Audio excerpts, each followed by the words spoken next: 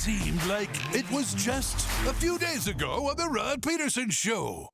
Todd Pinkney, one of our P1s who came to our Seattle Kraken expansion draft watch party the other night, asks if Monty the Squirrel's going to use the lawnmower 4.0 to trim his nuts. I was thinking more, how about that? But How about that? it's not an unreasonable question. No, it is not. Monty the Squirrel. Can we get that done up by the end of the show?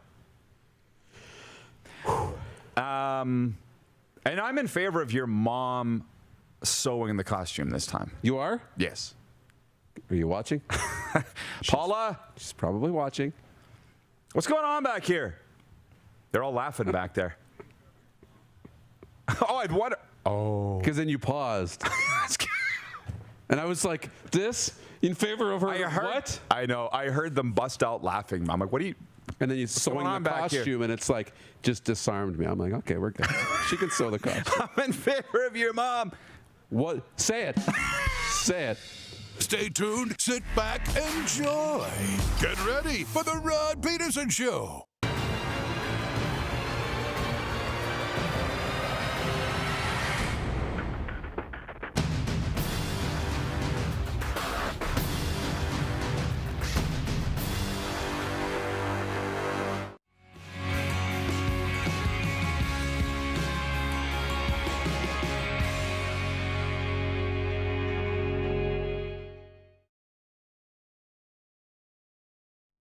Hilarious. Is this an Archie's comic? Who's hotter, Betty or Veronica? Oh, man. Betty. We can't sit here and talk about the hottest cartoon characters. It's disturbing. John, by the way, has looked it up, drawing sexual arousal to cartoon characters. How about that? I think Rod would do a great interview with an expert on people attracted to cartoon characters. Not happening. It's a sports show. This is the Rod Pedersen Show. And we're off. Hello, everybody. Welcome to a Football Friday. It's not the last show of the year, but it's the last show before Christmas. And it's an interesting one for you. We've got Jim Barker coming up. We've got Mike Abou-Mechrek coming up. We've got Craig Dickenson coming up of the Calgary Stampeders. All big CFL guys, some NFL guys in there, some college football, too. Moose joins us from Ottawa. That's actually where we're going to open things. He's only doing one segment. From what I understand, there was some connection issues and so forth. And Clark said we're going to do a reach around or a work around or something. I don't know. Moose, what is happening? Good morning from Ottawa. Or good afternoon, I guess. Thank you. Well, I was informed, like, I'm going to put this on my social. I look out the window here and like I'm staring at the Parliament building. So maybe they're tapping into the internet and using up all the power these days. I know it's hectic over there. How about that? Any drones flying around? Okay, listen, guys, it's been a hectic start. Can you hit the quick six show horn and we'll just get down to business? Because Moose isn't here for a short time and a good time. 902-518-3033 is the number to text into the program. You're more than welcome to write in on the streaming chat as well. So Darren has requested this. He wants to open with the World Juniors. Easton Cowan scored a hat trick to lead Canada to a 7-1 win over Switzerland last night in a pre-tournament game ahead of the World Junior Hockey Championship. It was at the TD Place in Ottawa, or whatever they're calling the hockey rink now. It's the junior rink there. Braden Yager, Andrew Gibson, Berkeley Catton, and Caden Price had the other goals for the host side. It was the first of 3 warm-up games for the Canadians, who will play Sweden on Saturday. Okay, Moose, before we get into the next thing you want to talk about, and that's college football playoff, go Ottawa.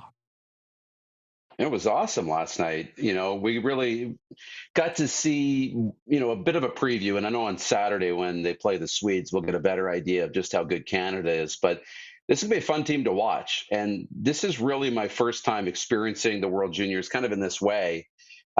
Which I think is perfect. We get to get out here for the pre-tournament games. We get to watch this team, really see what they're all about, get to know the different faces.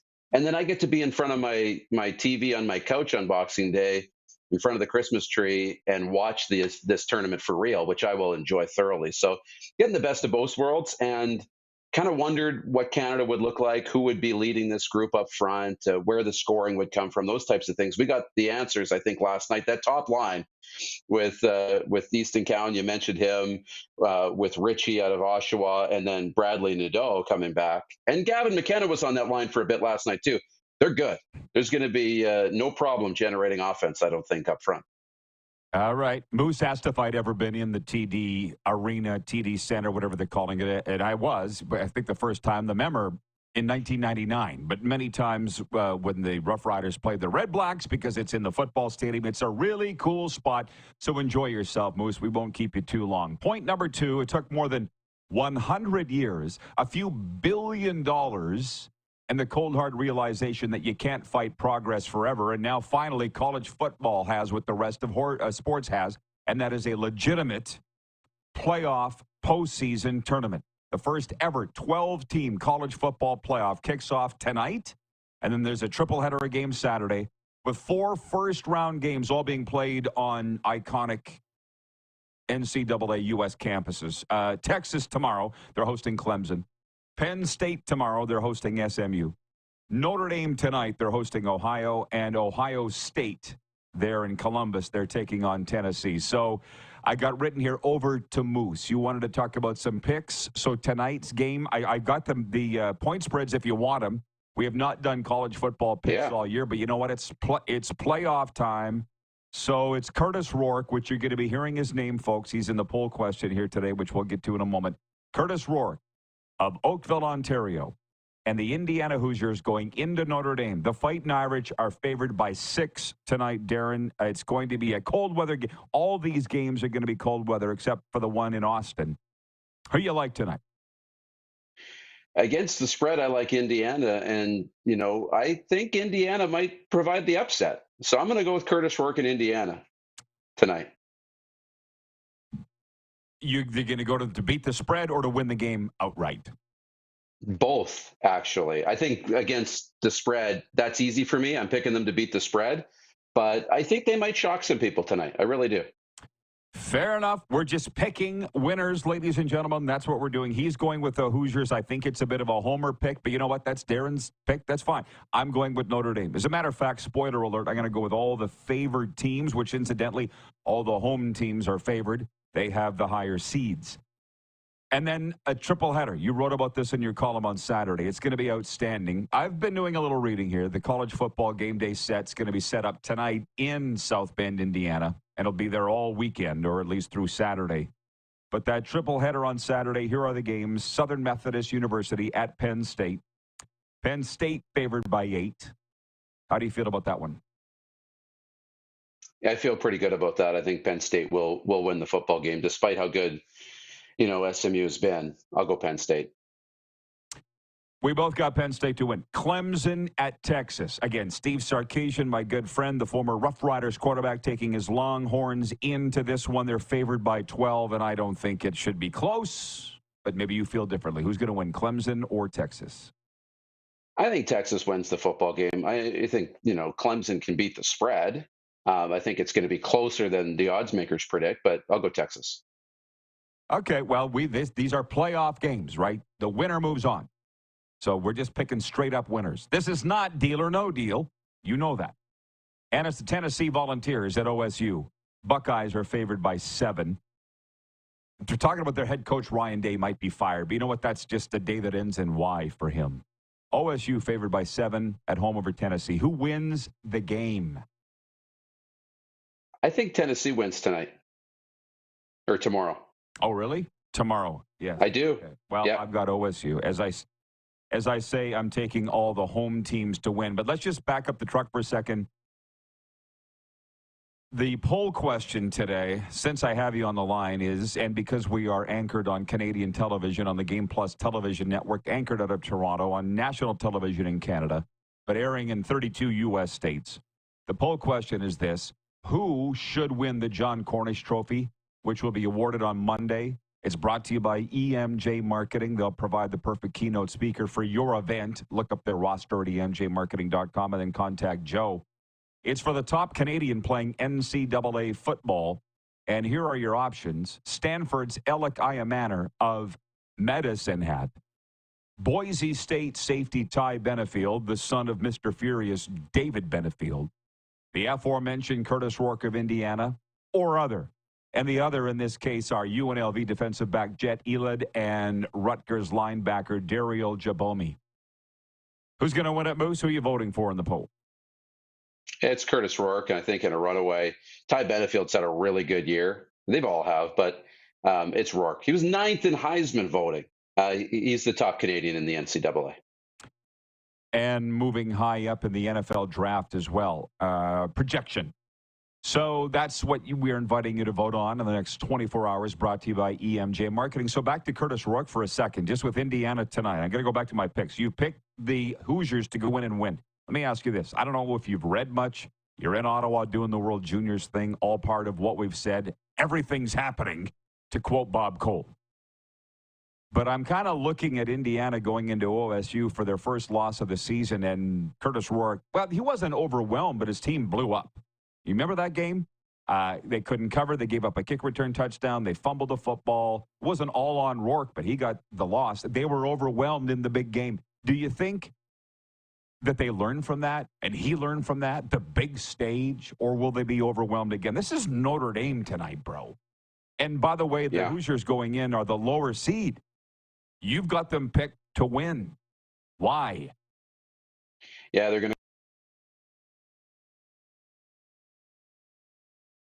It's going to be a tough environment. We're going to find out. You talked about this, just a moment ago. Will they either rise to it and learn from it, or will they crumble and the stage will be too much?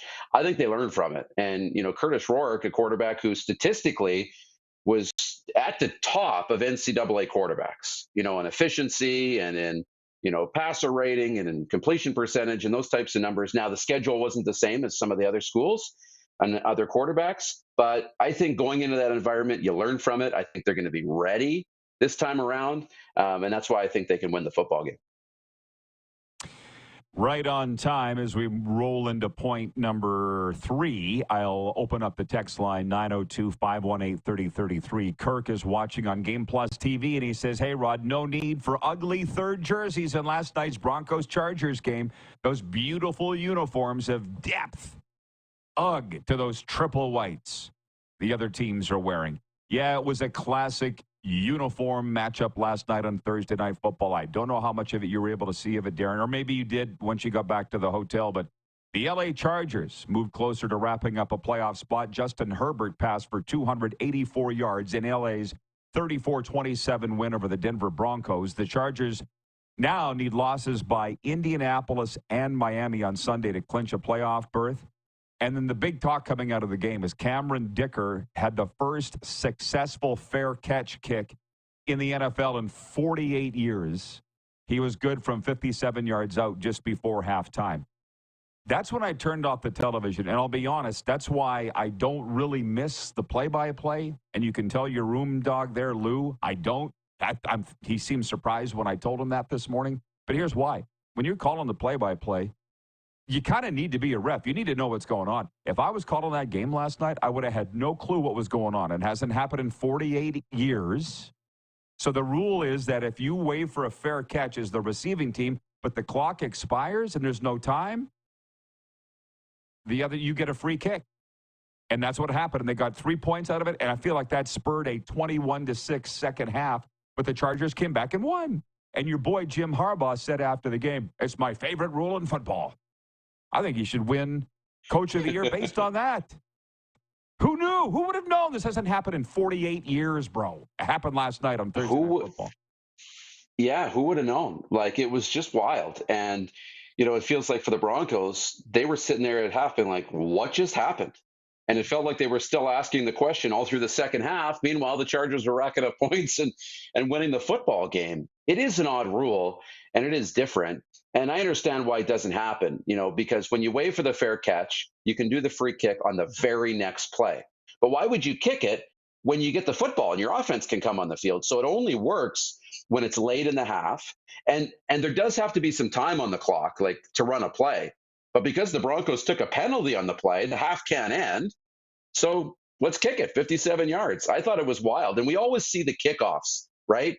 how great the kickers are in the kickoffs when there's no intrusion or anything. And oftentimes they kick it through the end zone and you're like, hey, that went through the uprights. Wouldn't it be cool if that could count for 3 points? Here we go. Here it is. And it that changed happened.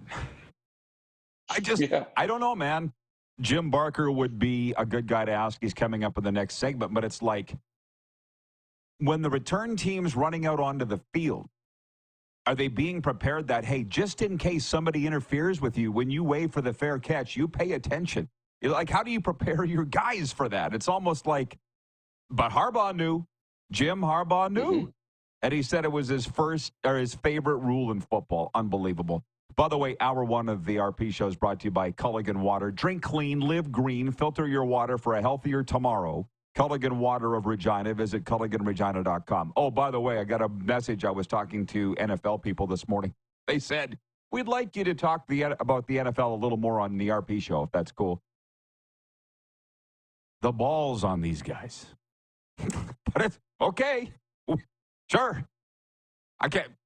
They're watching, Darren, just so you know. And having said that, we only have 2 minutes left in this segment, but some CFL news here. The BC Lions are locking up star D lineman Matthew Betts to a 2-year contract extension. He had 13 tackles, 2 sacks, and a touchdown on a pick 6 this past season. Played 7 games with the Lions after coming back from the NFL's Detroit Lions. And the Lions also signed Canadian receiver Braden Lenius, good friend of mine, a former Rough Rider and Washington Husky who's actually from Vancouver. So it's not really slowing down from what I can see in the CFL either. Any thoughts on what's going on in the 3-down game before we let you go for Christmas? Yeah, we're seeing all of the signings happening. We're seeing coaching staffs be announced, and that's really exciting heading into Christmas, something to celebrate. And I want to pass along a congratulations to Josh Donnelly, named an offensive assistant to the Saskatchewan Roughriders. I watched him play, and he had suffered some tough injuries. He had to retire from the Regina Rams and university football early, but he's such a bright kid that they brought him onto the staff as an offensive assistant. He graduated to being the offensive coordinator last year. They went all the way, won the Hardy Cup and the national semifinal, and now he goes to the Canadian Football League. So congratulations, Josh, and nice on the Rams. There you go. Very happy for the young man. All right, Moose, enjoy the nation's capital. I would say hey to Justin Trudeau for me, but I wouldn't mean it. So enjoy the hockey. Have fun. Yes, and happy holidays, everybody. Dropping in from the video chat, Navy Don's watching in Ottawa. He says, finally able to watch the show live. Glad to have you, Don. Carlos in Indianapolis says, let's go IU. Hoosiers tonight as the college football playoff kicks off. Robert in Las Vegas writes, and he says, the NFL needs more Doug Flutie drop kicks. And Utah Darren says, one of the least known rules in football. I think the Packers won a playoff game in the 60s using that rule. Lombardi would know it. Even the coaches don't know these necessarily, and trust me, they don't. Maybe we can talk with Jim Barker about that when we come back, because I believe it or not, I'm friends with a lot of referees. And they've told me they've been like signaling penalties and like turning to the coach and going, you can challenge this, you know. And the coaches don't even know. But Harbaugh knew. And that's why I think he should be Coach of the Year in the National Football League. Jim Barker in next. Craig Dickenson and Mike Abou-Mechrek coming up on this Football Friday. We are live on the Game Plus television network, streaming live, and, of course, podcasts wherever the best podcasts are found.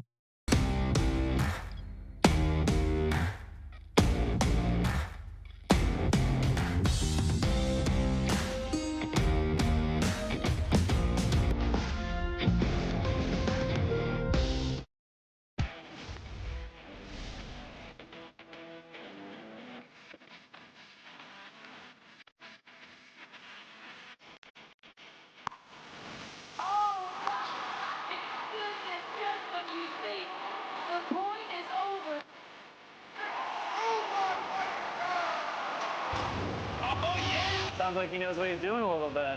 As long as you're entertained. Aren't you entertained? We're all capable of doing more. More speed, more reps, more commitment to getting every detail perfect. And that's why it's important we never miss a donation appointment.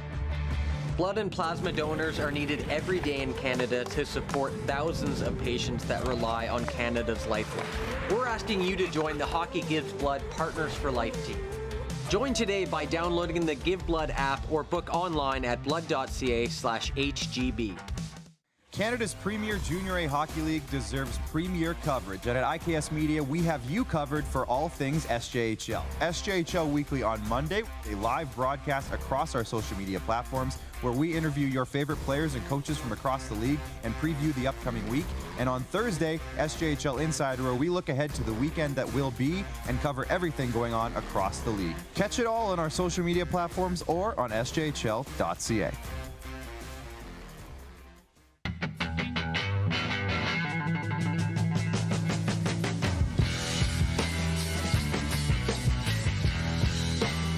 Did you know that you can help save a life?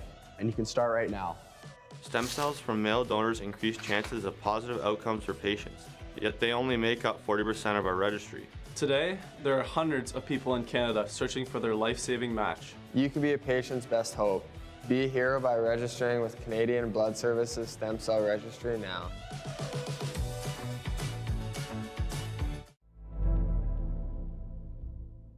Welcome to the Create Space at IKS Media. Meetings, podcasts, studio. Whether you're here to collaborate or educate, our versatile meeting places, workspaces, and studios await. Your next big idea starts here. Make our space your space. The Create Space at IKS.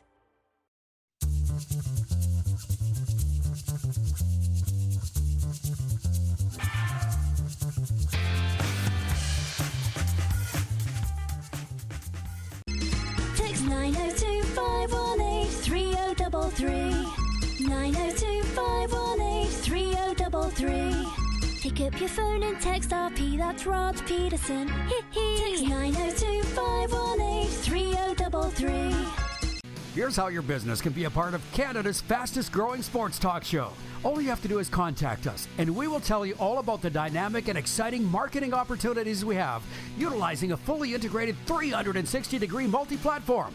Imagine your business seen and heard across Canada on Game Plus TV and around the world on the Rod Pedersen Digital Network. You will use one of the most overused expressions in sports. You gotta be kidding me. Get your business involved. Contact the Rod Pedersen Show today.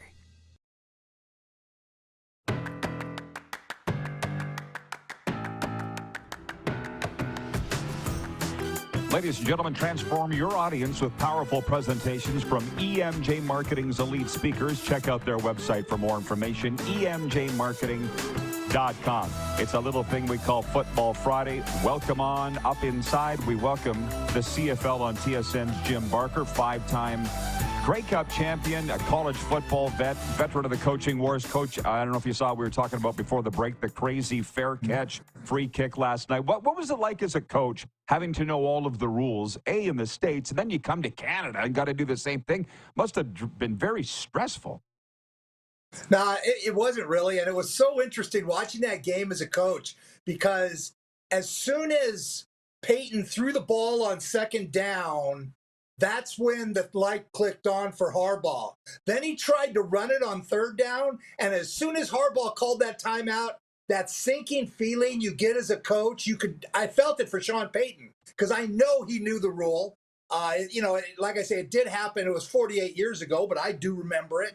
And it's one of those things you talk about and you hear about. But I guarantee you, Sean Payton knew it. As soon as he ran the ball and Harbaugh called timeout, he got that, oh my God, I can't believe I did this. And then you put yourself in. I mean, still the punt should have been fine if they don't if they don't get the penalty.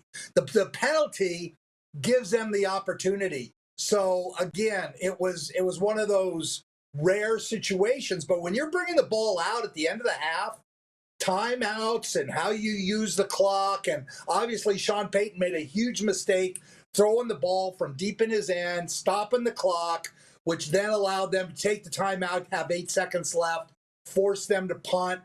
And again, they have a really good. San Diego has a really good return, or LA has a really good. They'll always be the San Diego Chargers to me. They have a real good returner, and they were probably thinking they could return it, but the guy punted it high enough.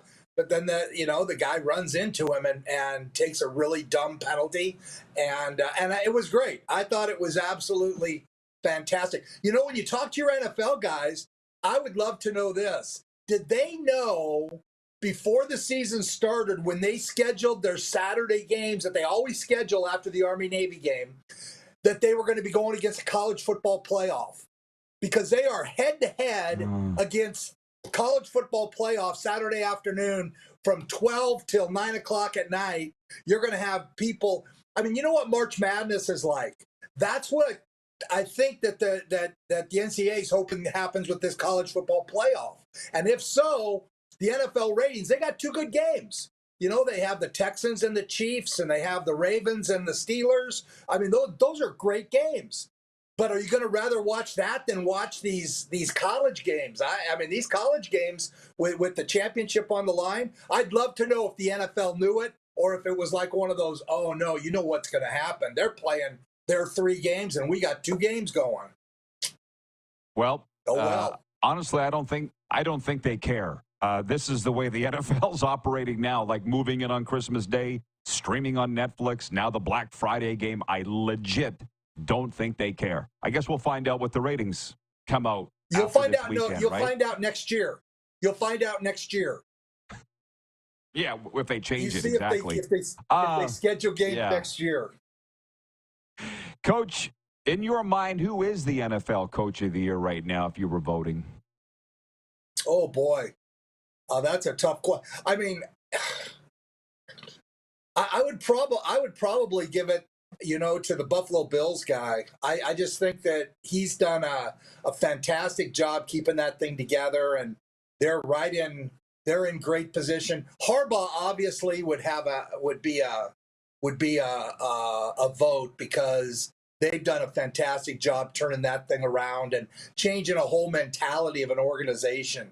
They've just had a losing ever since Alex Spanos, and they just haven't been able to get over that losing mentality. And Harbaugh's brought that physical, we're going to beat the hell out of this team mentality that you have to have, that I think you're seeing, even in the CFL, they're talking about it now, that teams have to be more physical in the people they're signing and things like that. But and again, you can't say Andy Reid because they haven't been that great, but they're 13-1 and they're the defending champions. And how tough can that be? And they keep losing players.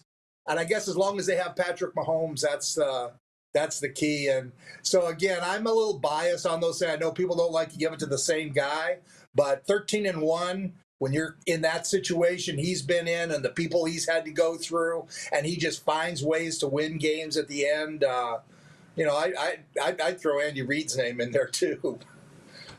It's an awesome debate, and people have a different definition of what it is. Like, who did the best job of coaching? Well, it's the NFL. See, if all the coaches are good. So what's your definition of who did a great job? I see what you're saying, right? But it looks like Harbaugh's taken a non-playoff team to the playoffs. Look at what Sean Payton's doing in Denver. They're all great coaches. So I don't assume you follow soccer. I really don't. But Lionel Messi won the MVP of MLS, plays for Miami. He only played half the games. Yeah, but if you would have asked, Rod, if you'd have asked me last week who's going to win the MVP in MLS, I would have said Lionel Messi, because he's the only guy that I know in the whole league. Well, you won it, so you won a trivia contest there. Okay, well,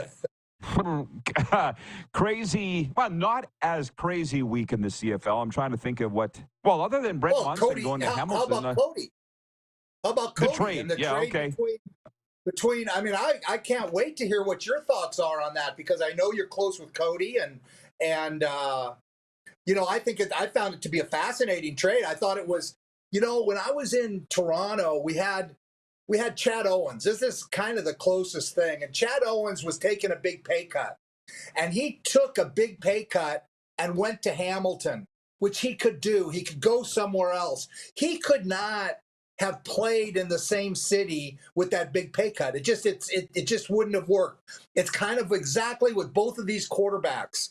With Davis Alexander coming in, even though Cody accepts that he's the number 2, and it still creates a problem in a division. You completely erase that. Same thing with McLeod Bethel Thompson. I mean, he didn't win a lot of games for Edmonton, but he was still a leader. And a lot of people in that locker room look up to him. And you eliminate those issues by making this trade. Both teams. I thought it was a brilliant trade by both teams. I mean, it gives them both experienced backup quarterbacks that will want to be there. I'm sure that Danny talked to Farrell Elliott, McLeod's agent, and they got a deal worked out before they made this deal. But to me, it was a great deal for the league, because keeping those guys in the league, McLeod and Cody, do nothing but make us better. When you're looking at backup quarterbacks that are Grey Cup winners, that's fantastic. And so I was excited to see the trade. I thought, wow, it's genius. And I hadn't even thought about it. I've thought about what are they going to do with Cody, and what are they going to do with Mac, and it just makes so much sense.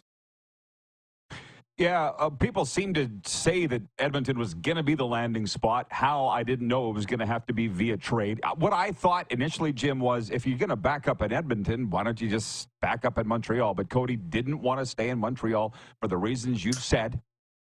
So it was time for a change. And the other thing is, people ask, how's he doing? Well, Jim, listen, you've been around, I've been around.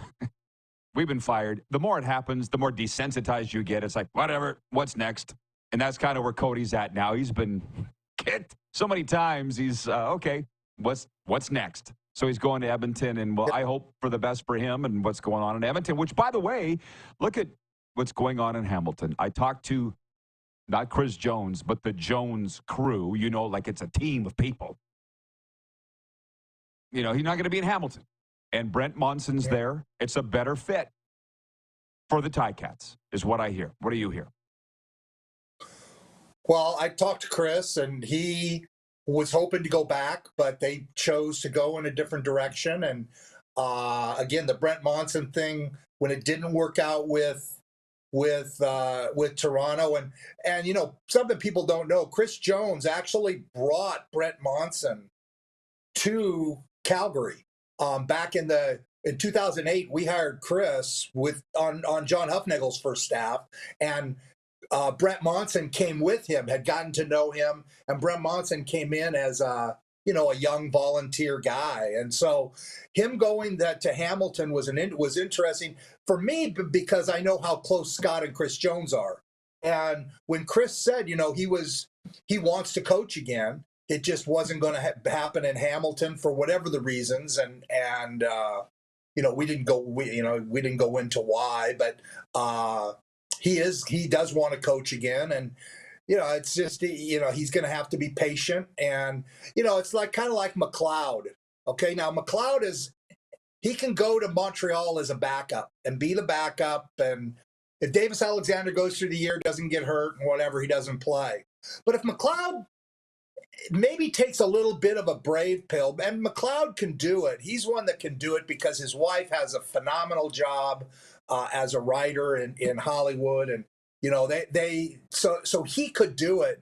Is wait, and as soon as that starting quarterback goes down, his value goes sky high. Now, I'm sure Farrell will work it out so that if Davis Alexander gets hurt, his value will go sky high. But that's one quarterback as opposed to having 8 different possibilities. And we all saw how many guys made it through the season this year. Not very many. I think there's value sometimes. And it goes the same thing with coaches. And I talked to Chris a little about this. There becomes value when a team struggles early and they know there's a Chris Jones out there, that his value now goes up, because when they come after him, it's a different deal. And so again, he's done very well for himself. He's got apartments down in Tennessee that he owns, that during his time in the NFL, he went and took care of himself and his family. And so for him, it's not a rush that he has. He loves coaching. He loves coaching, but he's right now going to sit tight and see what happens. And but sometimes you have to be patient. And that's a hard thing. It's a hard thing, but players are the same thing. You know, I talked to Sean Lemon about it a couple years ago, that be patient, because when the team comes after you, you're going to become very valuable to them. And he actually did it, and he became very valuable to Montreal. So the longer you're in the league and the more you establish yourself, again, there comes that point when you're going to take a pay cut. Now, how much a pay cut you take and whether or not you say, you know what, I'd rather wait and see what happens, because you know that somebody's going to get hurt. And you know McLeod was going to be the first call on 8 different teams. Just about, I can't think of a team that has a backup that they would prefer over Mac. And if he's just there working out, getting ready, he could fit into any place in the entire league. But that's, you know, I'm sure they'll get a deal done that they're happy with, and have a little security and know he's going to Montreal. You've always been a very good speaker, but you're really getting a handle on this media thing. You said it far more eloquently than I could have about Jones. I didn't know how to say it. As it was put to me, he loves to do personnel. He's been the boss. He's done it all. It's kind of hard for him to go back and be the defensive coordinator and just stay in your lane. You know, I disagree with that. That's what I was told, there, Rod. No, and I think, I'm not saying it. I'm reporting what I was told. Repeating what I was told. He loves coaching, period. I mean, the personnel stuff, he loves doing that stuff on the side. But where he's at home, again, being the head coach in Edmonton was never a thing that I think he loved doing. Everybody wants to be the boss and things like that. But like myself, I was at my happiest when professionally, my professional happiness, just throw everything else out the window, when I was an offensive coordinator. And I had a defensive head coach, Don Matthews and Al Luganbill. That's when I was my happiest. It was absolutely the best of times, because I got to just coach offense. And I think Chris Jones is at his best when he can just coach defense. And I think he's at his best because he's at his happiest. He doesn't have to worry about all those other things. And yeah, does he like to go look at players and be out on the road? Yeah, he does. But I think he loves coaching, and he's still young, and he's going to get another opportunity. Again, for me, I don't have that desire anymore to go back to the daily grind of coaching and coordinating an offense and doing that. I just don't see where that would be good for me. He's 10 years younger than me, so for him it's a natural deal for him. So again, I think that we throw too much into he needs to run the show and he needs to do. It's like Bill Belichick. We talked about it last week. People who think Bill Belichick needs to run everything, they don't understand, because Bill Belichick loves coaching football, period. That's what he loves. Now, get him players, find people to get him players and do that, but they're all chess pieces on the chessboard. And that's what coaches thrive on, is how can I get the most out of my chess pieces so I can take your chess pieces over? And that is the beauty of why we get into coaching is, it's that type of chess game, and it's a daily, and your job depends on it, and everybody evaluates you every week. There's a buzz to that, Rod. Sure, and that's why there's such a huge difference between broadcasting and coaching. And you got into it. Belichick was in it briefly, but I know you all want to coach. You're not broadcasters, and we're not coaches. People like to pretend they are in this business. They're not. All right, Coach. Merry Christmas. Thanks for this. We'll see you in the new year. All right. Okay. You have a great holiday season down. Are you staying down in Florida the whole time? Absolutely. Home for the holidays. Well, Florida, in USA. Toronto, we have a white Christmas. We have a white Christmas here in Toronto. Enjoy. I woke up this morning, snow on the ground. Enjoy it for me, Coach. Thank you. All right. The CFL on TSN's Jim Barker. We'll be right back with a sports update. We got viewer takeover on the way. We'll be right back here on Game Plus Television, streaming live, and podcasts, wherever the best podcasts are found.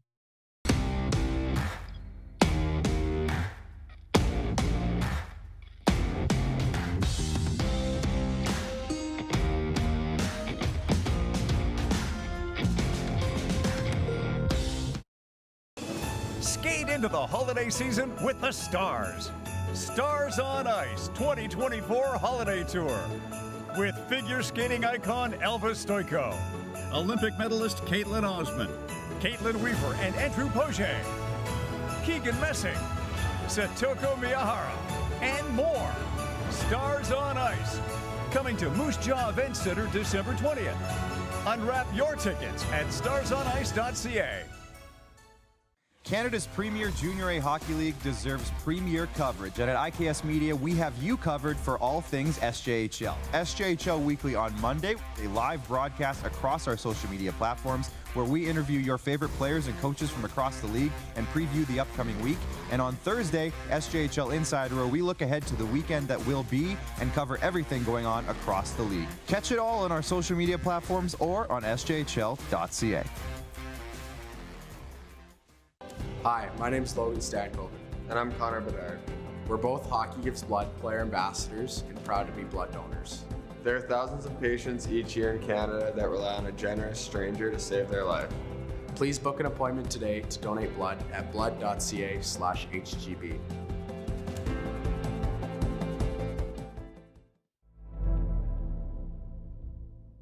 Welcome to the Create Space at IKS Media.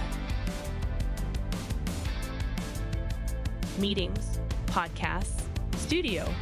Whether you're here to collaborate or educate, our versatile meeting places, workspaces, and studios await. Your next big idea starts here. Make our space your space. The Create Space at IKS.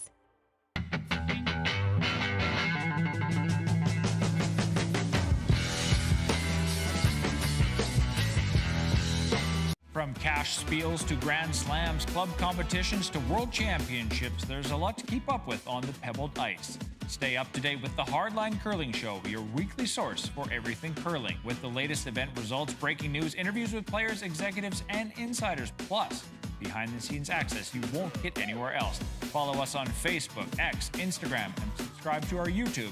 Make sure you don't miss a thing.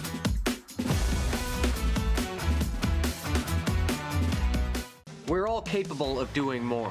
More speed, more reps, more commitment to getting every detail perfect. And that's why it's important we never miss a donation appointment. Blood and plasma donors are needed every day in Canada to support thousands of patients that rely on Canada's lifeline. We're asking you to join the Hockey Gives Blood Partners for Life team. Join today by downloading the Give Blood app or book online at blood.ca/HGB. Here's how your business can be a part of Canada's fastest growing sports talk show. All you have to do is contact us, and we will tell you all about the dynamic and exciting marketing opportunities we have, utilizing a fully integrated 360-degree multi-platform. Imagine your business seen and heard across Canada on Game Plus TV and around the world on the Rod Pedersen Digital Network. You will use one of the most overused expressions in sports. You gotta be kidding me. Get your business involved. Contact the Rod Pedersen Show today.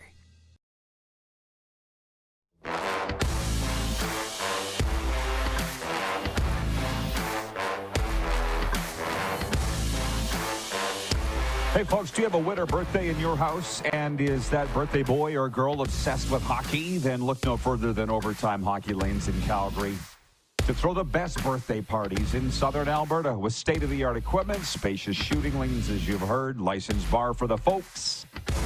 Games for all ages. Overtime Hockey Lanes is the perfect destination for you. Check them out today or this weekend at 28th Street, Northeast Calgary, and be the hero of the party. Yeah, I hope you're enjoying the chat today on a Football Friday. There's just a lot to get to in all of sports. Coming up next hour, Mike Abou-Mechrek, as we look at Week 16 in the NFL. We'll be playing Deal or No Deal with him. Craig Dickenson joining us, the Calgary Stampeders Special Teams Coordinator. It's just interesting. Like I say, I was talking with the NFL this morning. Let's just say the NFL, okay? Somebody from the NFL, and they said, boy, we'd like if you talk more about us on your show. Sure. Why the hell not?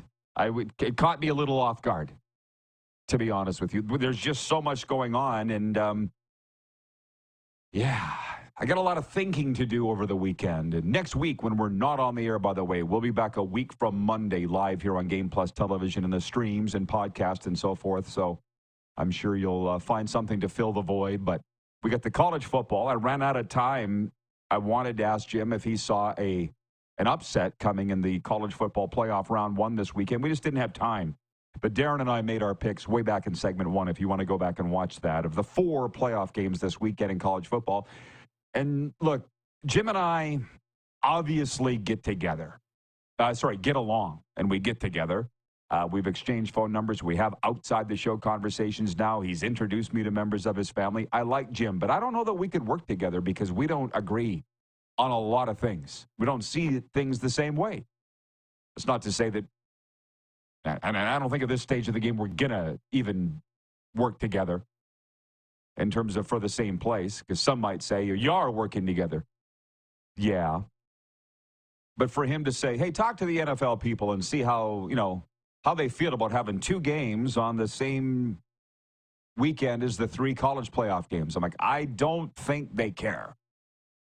That's the way the NFL rolls now. Dan Patrick is using the term big-footed. The NFL came in and big-footed the NBA on Christmas Day, putting their games on Christmas Day, then putting their games on Netflix. The NFL is big-footing everybody. They don't care. Just pay attention to this for a second. There's Thursday night football. They do that every Thursday. There was Black Friday football. They just wanted to test that this year. I'm sure it went over well. There's 2 games Saturday that we're going to talk about with Abou as part of our Week 16 picks. The full slate on Sunday. Then Monday night, Saints and Packers. And then they're going to be playing again on Christmas Day. Some teams, they don't care about anybody else but themselves. And most times you would say that's a bully mentality, and maybe it is, but the ratings keep going up, and up. And the revenue, too. They don't care. That's my take on that. I might not be right, but it's mine, and Jim has his take. And like the Chris Jones thing, he's talked to Jones. Like I said, I've talked to Jones people. I haven't talked to Jones. However you want to phrase it, because Barker's been around for a long time, but I, too, have been around for a long time. And we're all the kinds of people that have done everything in the industry.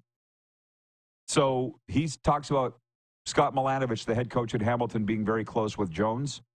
Close friends. Yeah, they probably are, but guess what? He didn't bring Jones back, so how good of friends are they?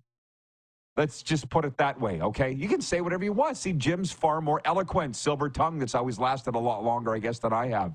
Oh, they're great friends. Really? Then why did he not bring Jones back? Answer me that. And by the way, to the text line, Kirk in Toronto writes in 902-518-3033. Kirk says, hey, Rod, could you please ask Jim Barker, where does he think Chris Jones will end up? Thanks. I don't need to ask Barker because he doesn't know. And Jones doesn't know. And I can tell you the answer is nobody knows. So Chris Jones is going back to Tennessee. Barker just said that. And he's waiting for his next opportunity. And Jim's like, I don't agree with the notion that he can't go back and coach. That wasn't what I said, okay? It's because he's done all those things, and he's a very large personality. That can be intimidating for some people. Is it intimidating Scott Milanovich? I don't know. I'm not in those hallways. I'm not in that facility. But what I know is he's not bringing Jones back. Tell me they're great friends. I was going to get to a sports update here, but we're right on time to take the final break of the hour, and we'll come back and get to all of what's going on. Abou-Mechrek and Craig Dickenson in hour 2. We're live on Game Plus Television, streaming live, and podcasts wherever the best podcasts are found.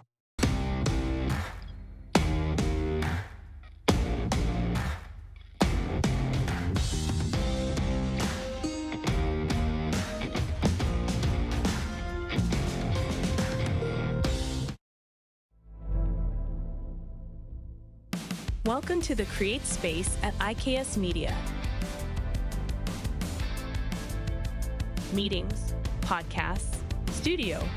Whether you're here to collaborate or educate, our versatile meeting places, workspaces, and studios await. Your next big idea starts here. Make our space your space. The Create Space at IKS.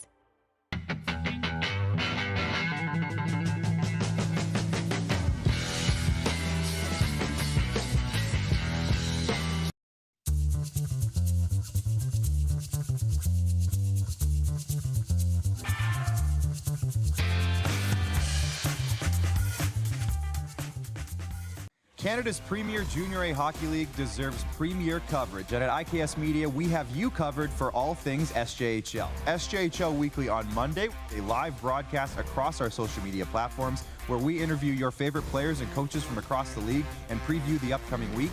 And on Thursday, SJHL Insider, where we look ahead to the weekend that will be and cover everything going on across the league. Catch it all on our social media platforms or on sjhl.ca. I'm Bridget Lacquette. I'm a First Nation Olympic silver medalist, and I'm proud to represent Indigenous hockey players across Canada. Each year, hundreds of Canadians need a stem cell transplant from an unrelated donor to save their life. Anyone can have a hard time finding a stem cell match, but for Indigenous peoples, it can be even more difficult because just over 1% of prospective donors on Canada's stem cell registry are of Indigenous backgrounds. Be a hero. Join me in Hockey Gives Blood in helping to make a life-saving difference to those in need. Register today at blood.ca/beahero.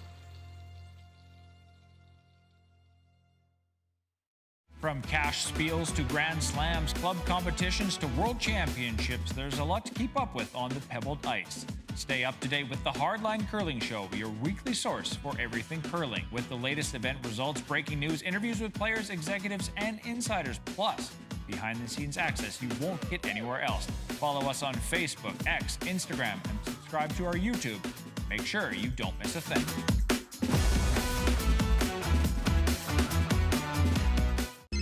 Text 902-518-3033. 902-518-3033.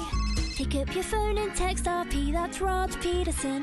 Text 902-518-3033.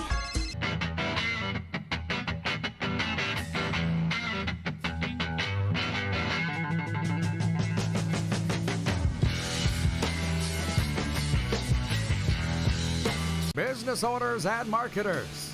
Okay, we know you think we're pretty cool. That's why we want you to share in the coolness factor. Partner with the Rod Pedersen Show and market your business every weekday to sports lovers just like yourself.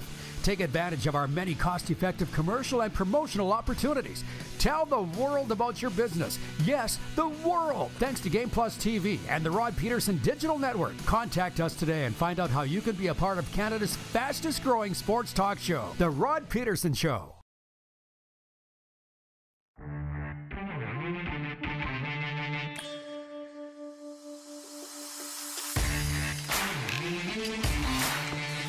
Nice long segment here for you as we broadcast live at Highland Beach, Florida. That's a fact, Jack. Doesn't that just scream hockey weather? It's a little odd.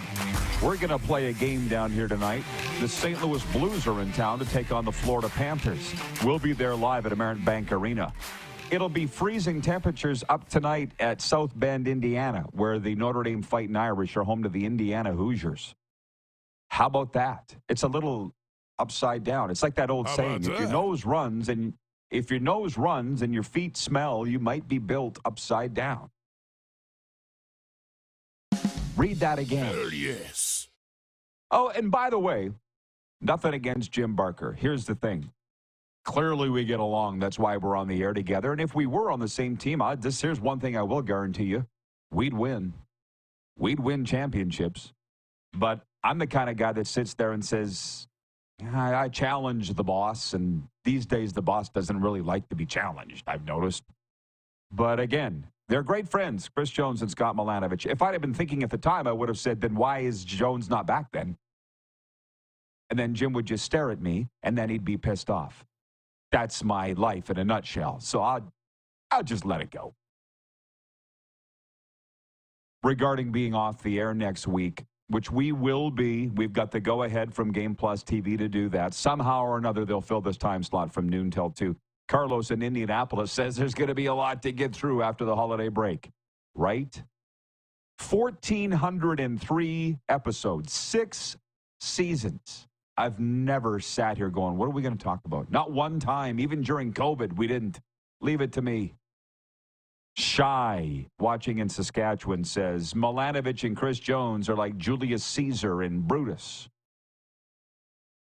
Brutus from the Popeye cartoon? Where's my bell? Jeff, the Stamps fan, writes in. He says, breaking news, the Calgary Stampeders have signed Jalen Philpott. Resigns with the Stampeders. I saw it through 2006. And Paul in Humboldt writes in. He says, any news on Chad Kelly's recovery? I didn't ask Jim that, but he broke his ankle in the East Final. As you know, I'm sure he's fine recovering from a broken ankle. One of the other things that I need to think about over this weekend and next week, and Serena will help me with it. By the way, we're going to the Florida Keys, our favorite place. It's going to be great. It's her birthday. The NFL telling me we would like you to talk more about us on your show.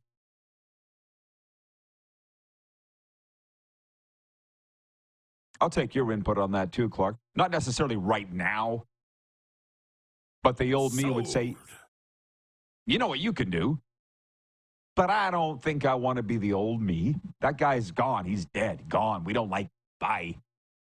We'd like you talking more about us. Is that right? So would all these others. Sports update. The Ottawa Senators win streak is up to 5 games after a 3-2 victory in Calgary. Brady Tkachuk scored the overtime winner.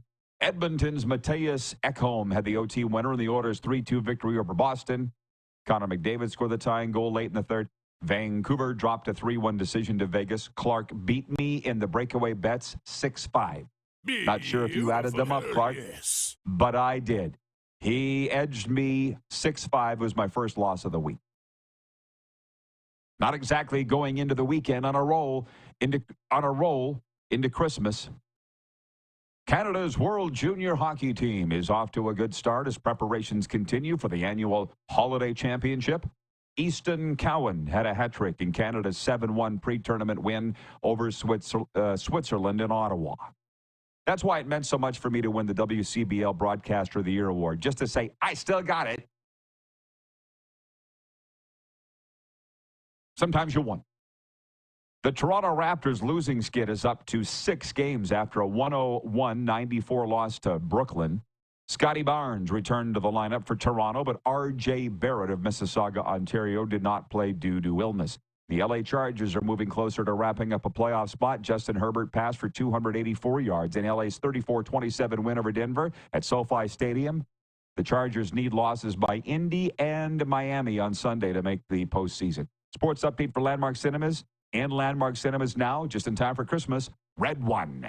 After Santa Claus, code-named Red One, is kidnapped, the North Pole's head of security, Dwayne "The Rock" Johnson, must team up with the world's most infamous bounty hunter, not Dog, no, Chris Evans, in a globe-trotting, action-packed mission to save Christmas. In Landmark Cinemas now, Red One. Mike Abou-Mechrek talking NFL with me and Craig Dickenson next hour here on a Football Friday on Game Plus. Stick around, everybody.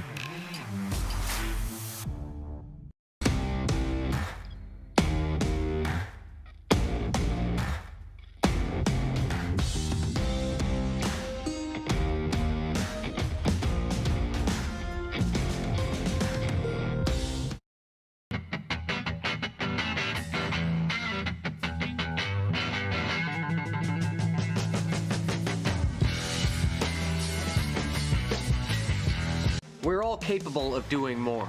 More speed, more reps, more commitment to getting every detail perfect. And that's why it's important we never miss a donation appointment. Blood and plasma donors are needed every day in Canada to support thousands of patients that rely on Canada's lifeline. We're asking you to join the Hockey Gives Blood Partners for Life team. Join today by downloading the Give Blood app or book online at blood.ca/HGB. Welcome to the Create Space at IKS Media. Meetings, podcasts, studio. Whether you're here to collaborate or educate, our versatile meeting places, workspaces, and studios await. Your next big idea starts here. Make our space your space. The Create Space at IKS.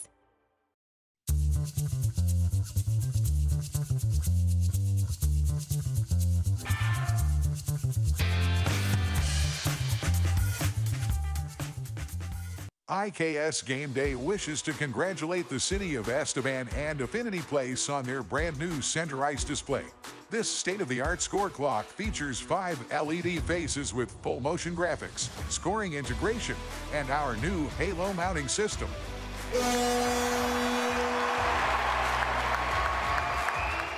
If it's time for an upgrade, let us show you how to deliver the best fan experience. You can find us at iksgameday.com.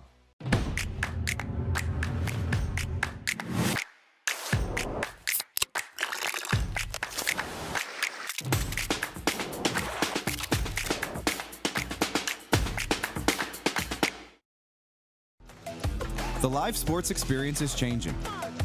Teams and facilities are under pressure to provide online and in-venue entertainment. IKS Live has the right team to deliver. We provide service across North America and produce the best fan experience, in the seats or streaming to you.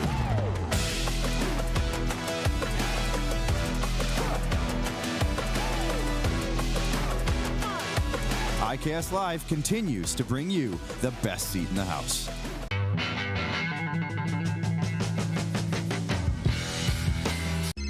Text 902-518-3033. 902-518-3033. Pick up your phone and text RP, that's Rod Pedersen. Text 902-518-3033. Business owners and marketers. Okay, we know you think we're pretty cool. That's why we want you to share in the coolness factor. Partner with the Rod Pedersen Show and market your business every weekday to sports lovers just like yourself. Take advantage of our many cost-effective commercial and promotional opportunities. Tell the world about your business. Yes, the world. Thanks to Game Plus TV and the Rod Pedersen Digital Network. Contact us today and find out how you can be a part of Canada's fastest-growing sports talk show, The Rod Pedersen Show.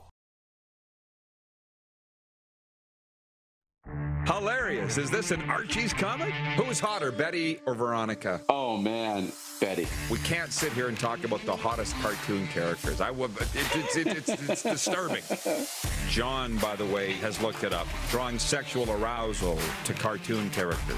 How about that? I think Rod would do a great interview with an expert on people attracted to cartoon characters. Not happening. It's a sports show. This is the Rod Pedersen Show.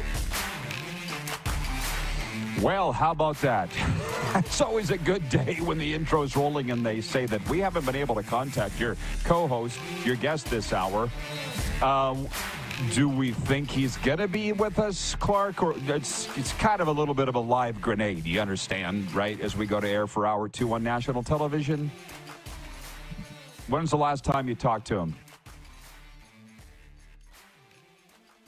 So, yeah, just finding out 30 seconds ago, there's no guest here for hour 2. How about that? Man, a Merry Christmas.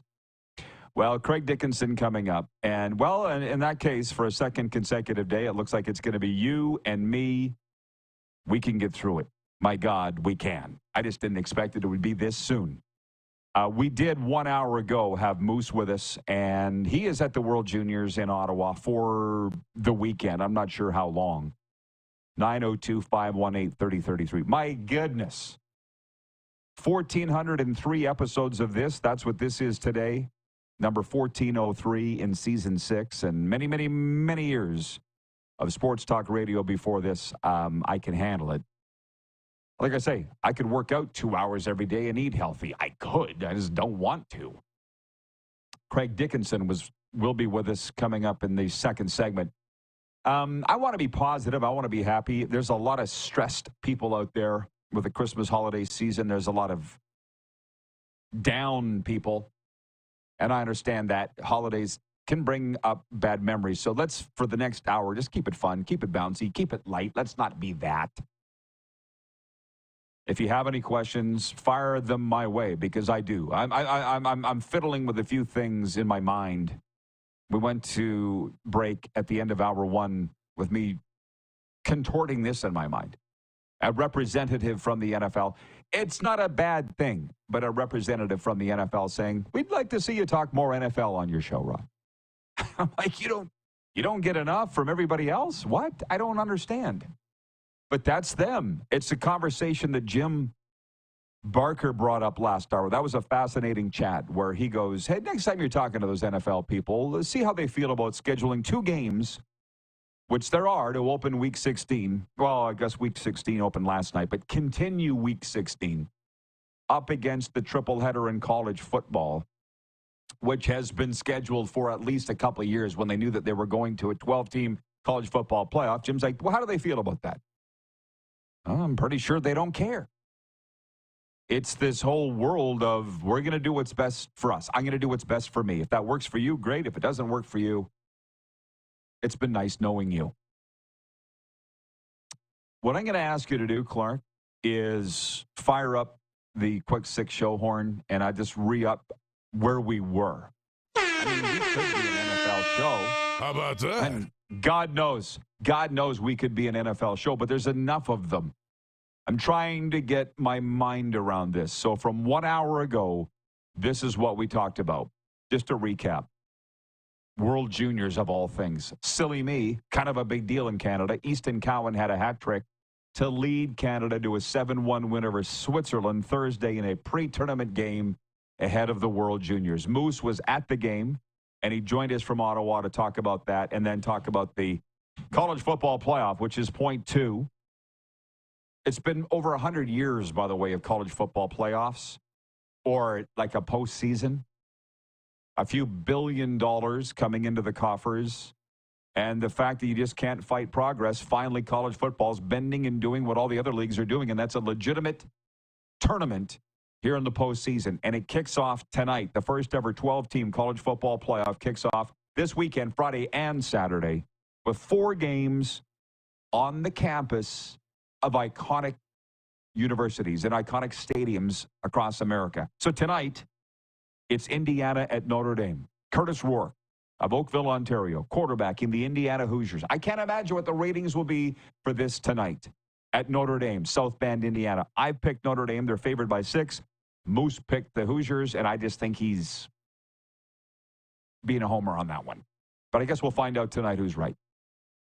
And then a triple header on Saturday. SMU, Southern Methodist University at Penn State. Penn State is favored by 8. And by the way, that's another thing I don't really understand.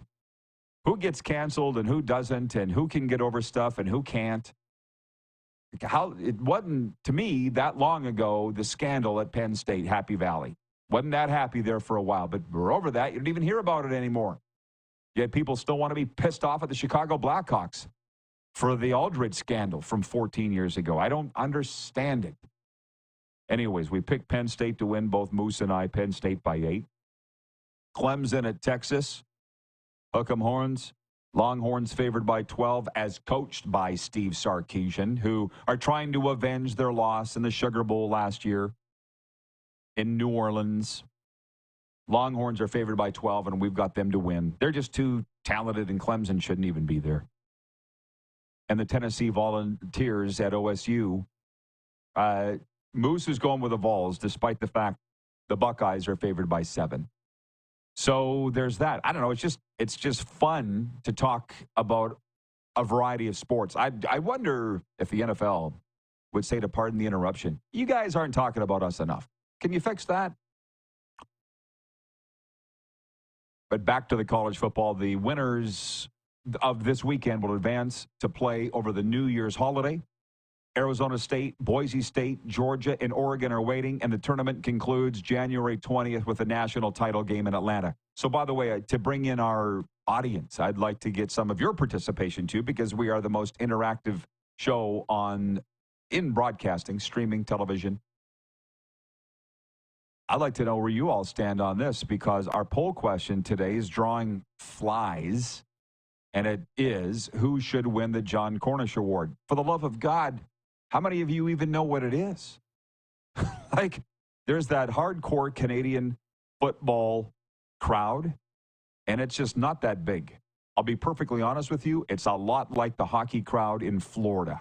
Small, but very loyal. Very intense. That rink will be full tonight in Sunrise, Florida, but nobody outside that rink's going to care that the Panthers are home. The Four Nations face-off, what? They have no idea what it is here. But even in Canada, this is a Canadian show on Game Plus TV. The poll is who will win the John Cornish Award. It's being announced on Monday, and it's an award for the best Canadian playing NCAA football. Your options are these. Curtis Rourke of Indiana. You're going to see him on television tonight playing for the Hoosiers. He's the quarterback. He's the big guy. Ty Benefield, the son of CFL great David Benefield, which he was great. Rutgers linebacker Daryl Jabomi, UNLV defensive back Jet Elid, and who am I missing? Oh, Elikiah Manor of Stanford. He's from Medicine Hat. The guy's a beast. Do you know who any of these people are other than Rourke? It's just not a big deal in Canada. It's odd to me. Oh, Brent in Florida writes in and says, here is some NFL for you. What game has the biggest playoff implications this weekend? Bill writes in from Regina. He sent me the Ron and Don bobblehead. He says, well, Merry Christmas to all from a snowy Regina. Rod, as far as the NFL comment about coverage, we, your audience, have always enjoyed the way your show has allotted time to different sports. Yeah, like I say, the old me would have just said, it's nice that you want that. Have a great day. But now I'm sitting here going, the NFL is bigfooting everybody. That's the whole point. Thanks for getting me back on point. There are more Canadians watching the NFL in Canada now than the CFL. That wasn't the case 10, 15, and damn sure 20 years ago. So what should we do? What's best for us? Our viewership's up 50% over the last year, so I'm pretty confident we know what we're doing. The NFL's like, we want more. Cool. I think Brent from Wellington, Florida, you rolled in here and, well, listen, we were hoping to have Mike Abou-Mechrek with us on the air. 10-year CFLer, Grey Cup champion to play NFL Deal or No Deal, and we'd go through these games one by one, and he's not here. Probably a mix-up in communication, maybe a time zone thing. I have no idea. I mean, we could all do it together. But I'll be honest, we're getting to the end of the regular season, and I don't like it well, Brent, you would, because I think you're good at math. I'm terrible at it. I don't like the combinations, the permutations. You talk about playoff implications. I get it. But last night, with the Chargers winning, what the hell was it I read?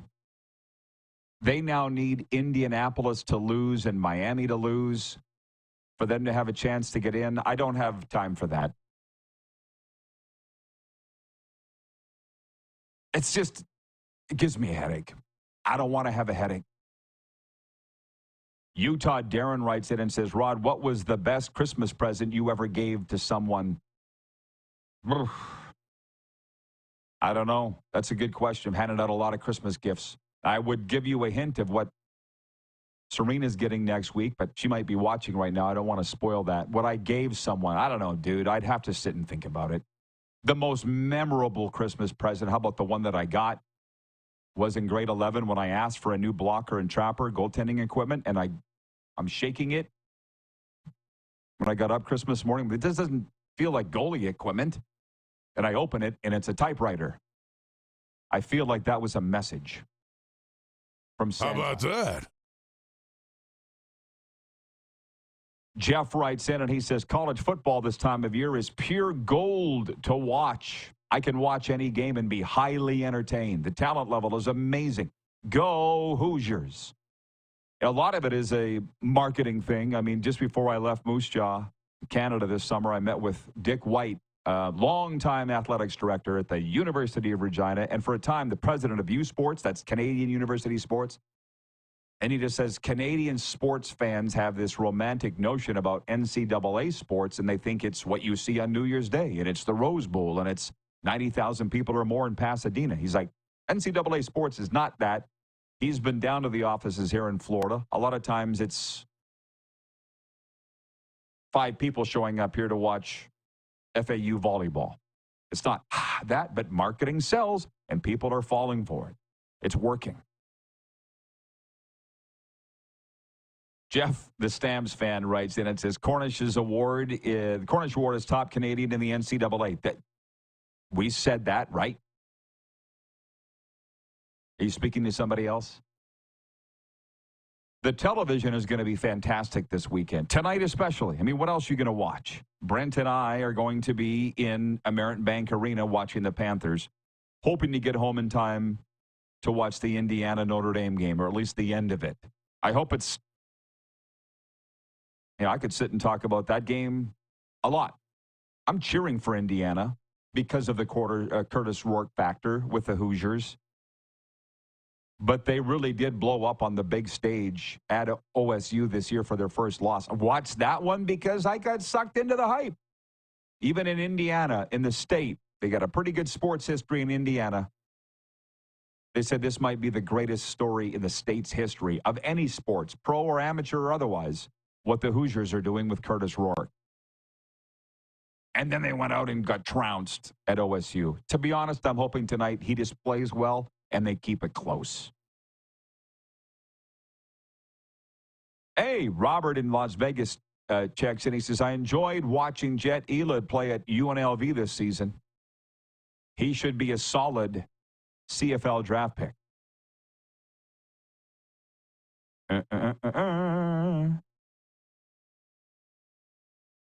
What's up, Clark? Oh, whoops. 902-518-3033. The update on Mike Abou-Mechrek is this. Maybe I shouldn't even say that. He's not available. How about that, Clark? Bingo! Let's not air his business. What do we got here? John in London, Ontario writes in. He's watching on Game Plus. He says, hey, Rod. John Ferguson here from lovely London, Ontario. I wanted to wish you a happy, safe, and fun Christmas. Also, I think you should tell the NFL that they should talk more about the Rod Pedersen Show. How about that? Bingo! Awesome. See how that goes over, hey? He says, love your interviews. You do such a great job. And, of course, your show. Your show always makes me smile. Thank you, John in London, Ontario. I appreciate that. That's a big goal of mine. I just want you all to feel good. That's what I want. Because when this show's over, you got to go back out to real life, and that sucks. Chad writes in from Lethbridge. He says, I'm off to see Connor Bedard and the Hawks take on the Flames. Given their nature, I'm guessing we will see overtime. Hope for a Calgary bounce to send the Flames into the break. Happy. Gotcha. I didn't know Chicago was up there this weekend. And Vintage Sasko writes in regarding the opening segment to this show where we asked who's hotter, Betty or Veronica. El Sasko says, Vintage Sasko writes, hey, Rod, great flashback. I find Betty hotter, smarter, and more down to earth than Veronica. Signed, Vintage Sasko. I think there's a very good chance that Veronica is a narcissist. I'm just going to put it out there. Don't fall for that. But one of the best guys in football joins us next. He's coached NFL, CFL, and I think college, Dickie, huh? Fill me in on that. Craig Dickenson joins us next from the Calgary Stampeders on a Football Friday. We are live here on the Game Plus Television Network, streaming live noon to 2 daily, and podcast wherever the best podcasts are found.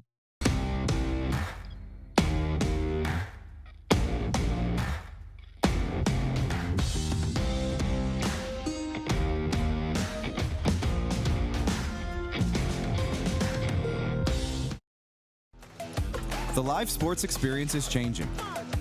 Teams and facilities are under pressure to provide online and in-venue entertainment.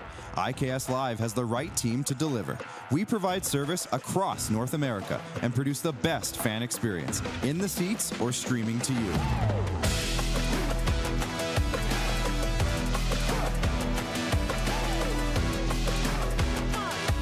IKS Live continues to bring you the best seat in the house.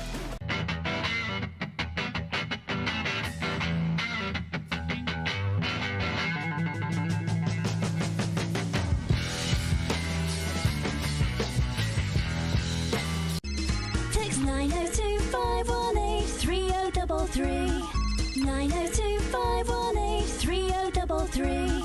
Pick up your phone and text RP, that's Rod Pedersen. Text 902 518 3033. We're all capable of doing more. More speed, more reps, more commitment to getting every detail perfect. And that's why it's important we never miss a donation appointment. Blood and plasma donors are needed every day in Canada to support thousands of patients that rely on Canada's lifeline. We're asking you to join the Hockey Gives Blood Partners for Life team. Join today by downloading the Give Blood app or book online at blood.ca/HGB. From cash spiels to Grand Slams, club competitions to world championships, there's a lot to keep up with on the pebbled ice. Stay up to date with the Hardline Curling Show, your weekly source for everything curling, with the latest event results, breaking news, interviews with players, executives, and insiders, plus behind-the-scenes access you won't get anywhere else. Follow us on Facebook, X, Instagram, and subscribe to our YouTube. Make sure you don't miss a thing.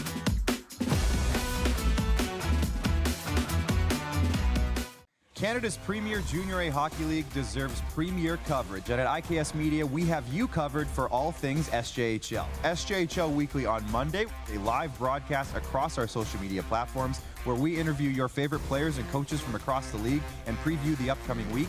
And on Thursday, SJHL Insider, where we look ahead to the weekend that will be and cover everything going on across the league. Catch it all on our social media platforms or on sjhl.ca.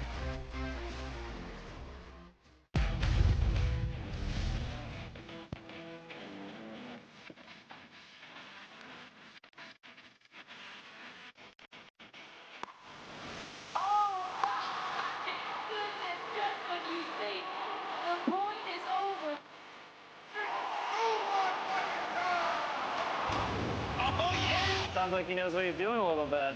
As long as you're entertained. Aren't you entertained? Here's how your business can be a part of Canada's fastest growing sports talk show. All you have to do is contact us, and we will tell you all about the dynamic and exciting marketing opportunities we have, utilizing a fully integrated 360-degree multi-platform. Imagine your business seen and heard across Canada on Game Plus TV and around the world on the Rod Pedersen Digital Network. You will use one of the most overused expressions in sports. You gotta be kidding me. Get your business involved. Contact the Rod Pedersen Show today.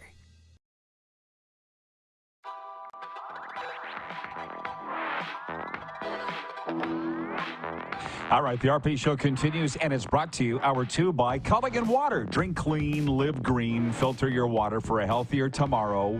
Culligan Water of Regina. Visit CulliganRegina.com. I'll tell you what, with our next guest, we had some great times in the Queen City, didn't we, Dickie? Craig Dickenson joins us. The pride of Great Falls, Montana. Him and his brother. Merry Christmas, my dude. How you doing?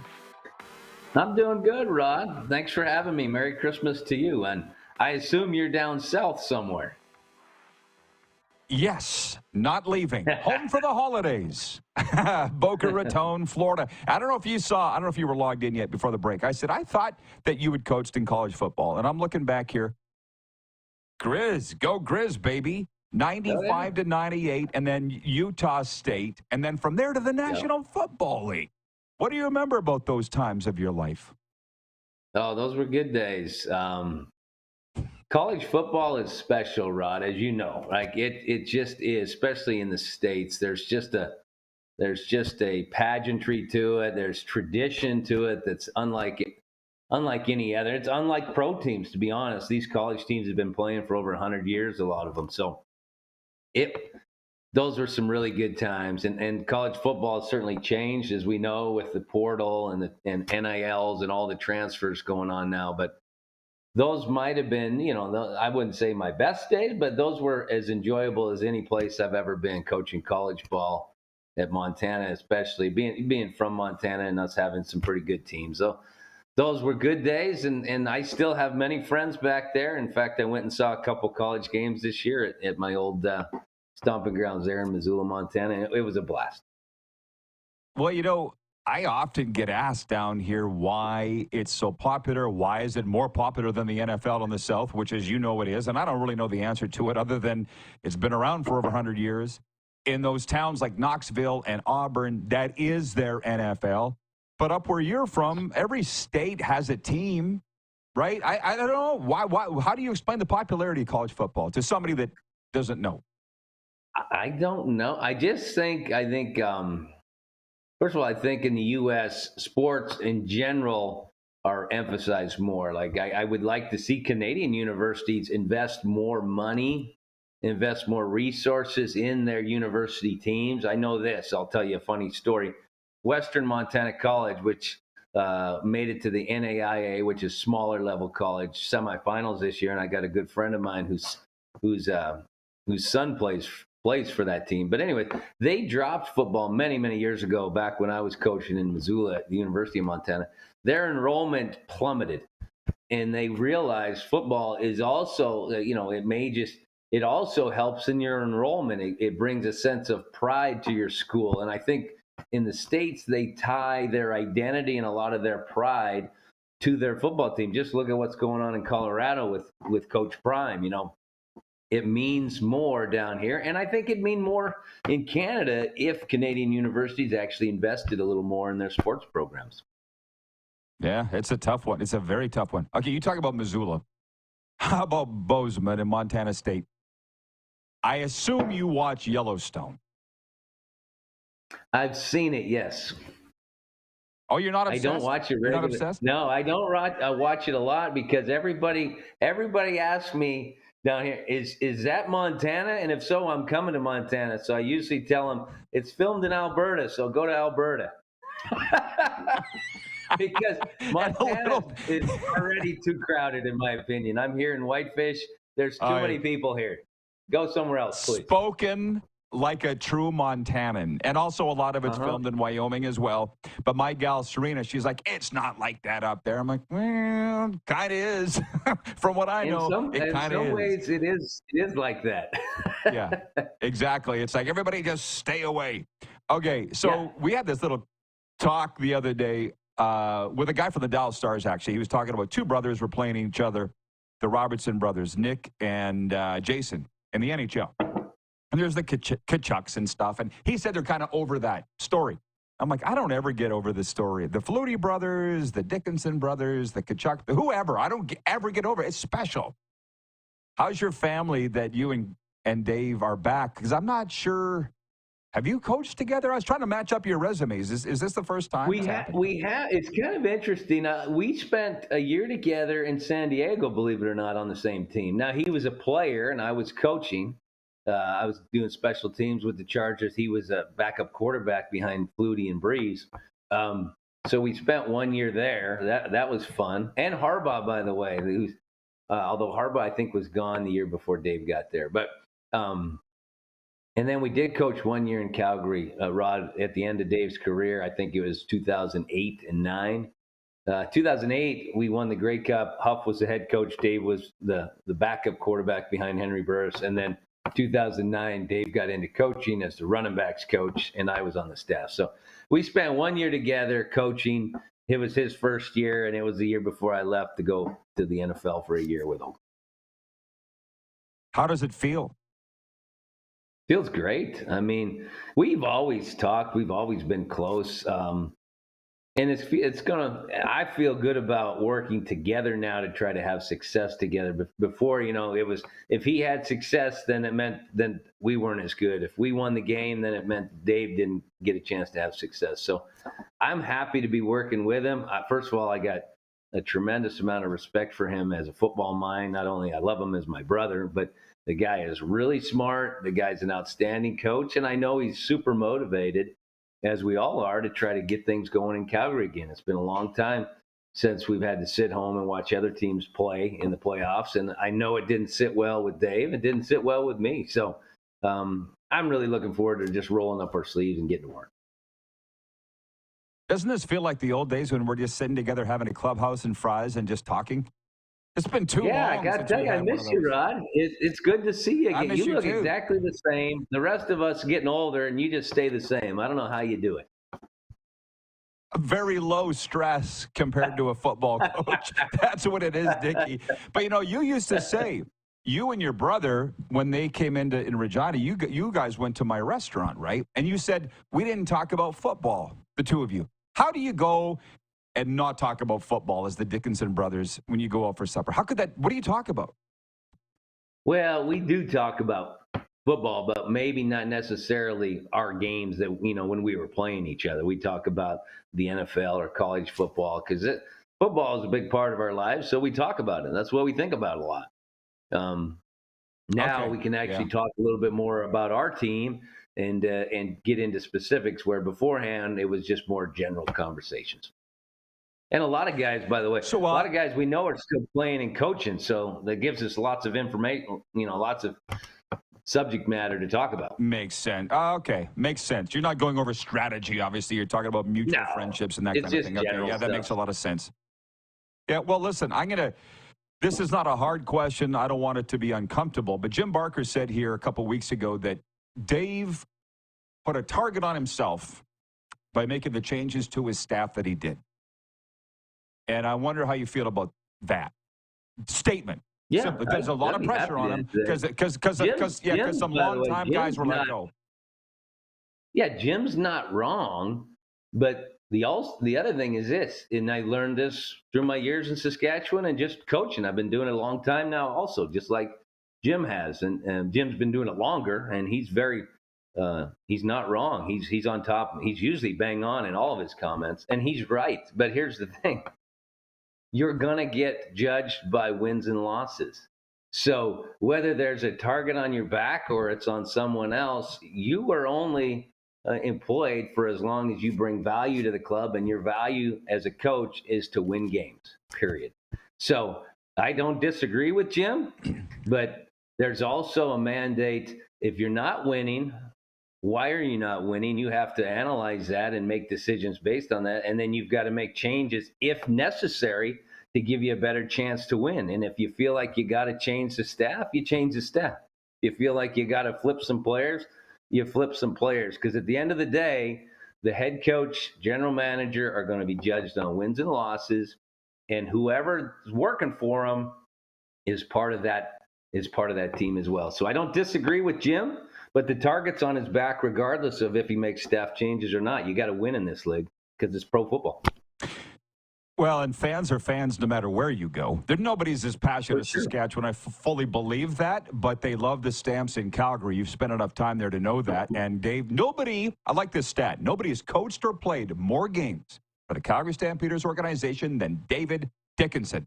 Nobody. He is Mr. Stampeder, so he wants to win for those fans. It was in the game notes this year. It's not something that I looked up on my own. I did not know that. But yeah. So the crowds were up this year. I watch all the games, but the wins were down. So I guess my question would be, what can Stampeders fans look forward to in 2025? Because it's not something they were used to. Sure. Well, I think signing Vernon's gonna give us a real shot in the arm. I really do. He's an exciting football player. He's very difficult to go against. I know that, and just his charisma. There's a certain charisma about Vernon that is different than other players we've had, and he brings a leadership to the table. I don't think we've had at that position for a little while. I think Bo had that sort of swagger. It rubbed some people wrong, but it also rubbed a lot of people the right way. And so, no disrespect to the quarterbacks that have been here since Bo and before Vernon, but I think Vernon brings a different energy, a different charisma, and he's got the skill set to match it. So I think that alone is going to bring some excitement to the team, and I think the fans can look forward to a little bit more in terms of the offensive side of the ball. Defensively, we got to remake our roster. There's no doubt about it. So I can't even tell you what the defense is going to look like. But I know Dave and Brendan and Cole Huffnagel are working really hard to try to find the right pieces for that side of the ball. And then special teams is we'll figure that out as we go. A lot of times that's not necessarily the third priority, but you got to see what your defense looks like, your offense looks like, and then you make the best mix of guys to make sure you're solid on special teams. So the big change is quarterback, and I think the fans are going to like that.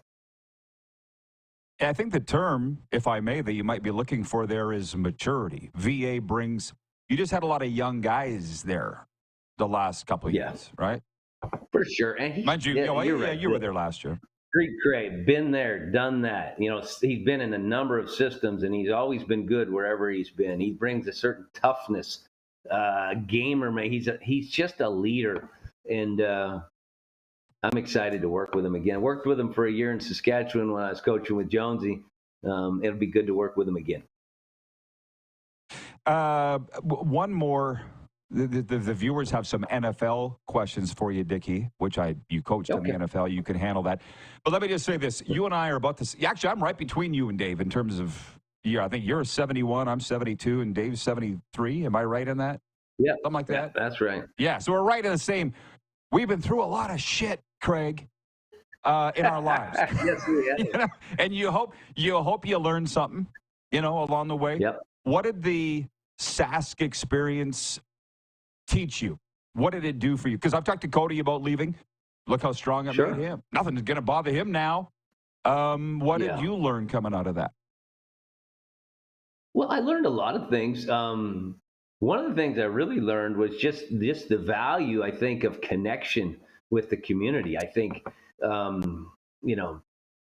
think if that's one thing I had to do all over again, I would live there. I think that was something that is important to Saskatchewan. I think Corey Mace understands that, and I think Jeremy understands that and required that of his next head coach. I think in some places maybe don't necessarily have to live there full time, but I do think as a head coach, as the leader of the organization, the public figure, so to speak, you do have to be there, and there has to be a connection. So football-wise, I tell you what, I wouldn't change much.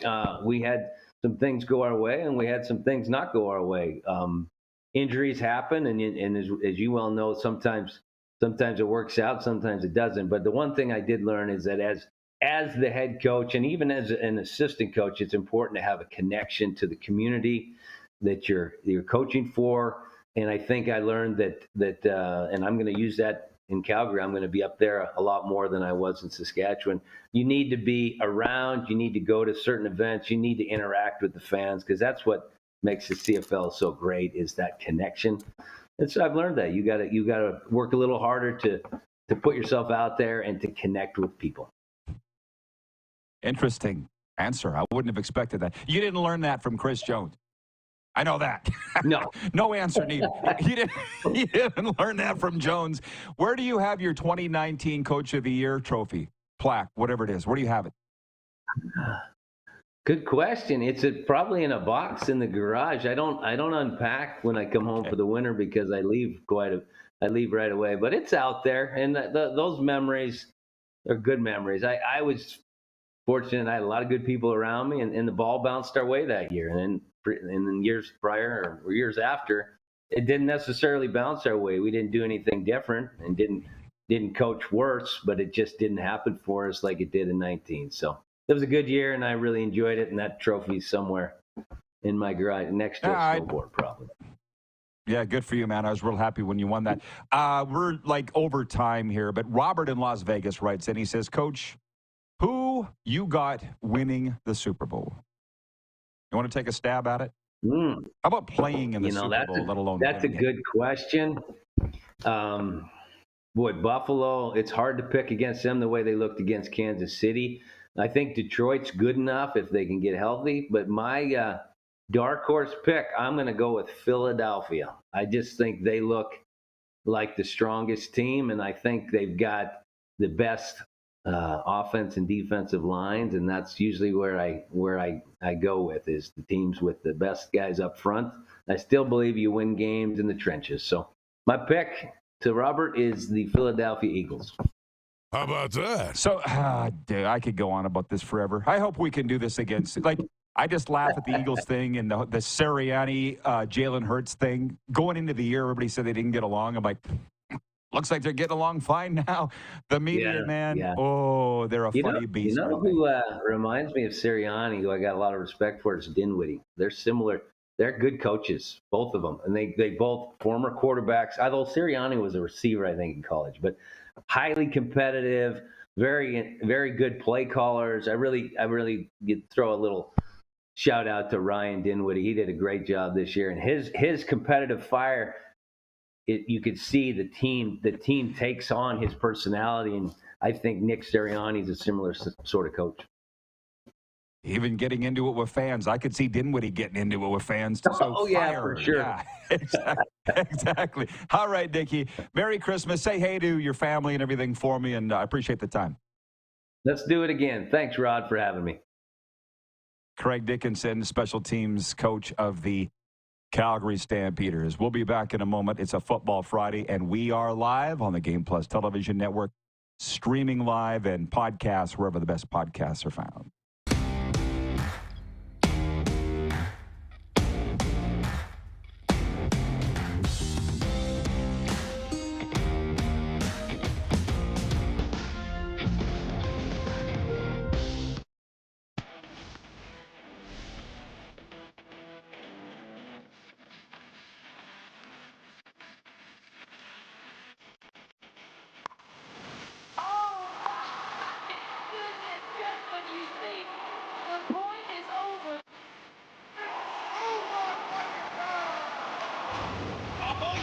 Sounds like he knows what he's doing a little bit.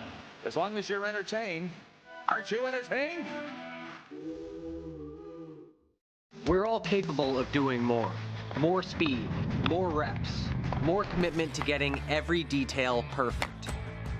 And that's why it's important we never miss a donation appointment.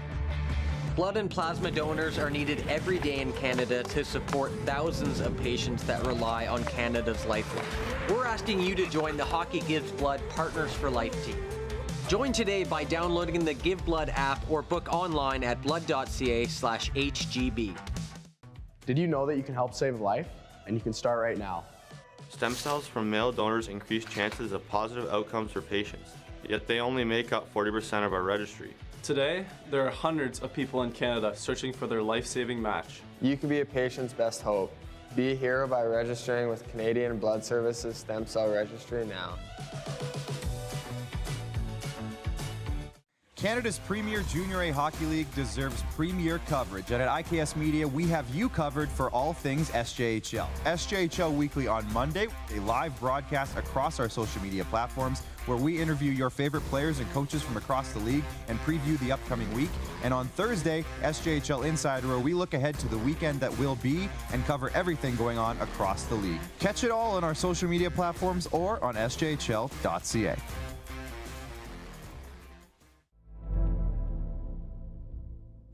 Welcome to the Create Space at IKS Media. Meetings, podcasts, studio. Whether you're here to collaborate or educate, our versatile meeting places, workspaces, and studios await. Your next big idea starts here. Make our space your space. The Create Space at IKS.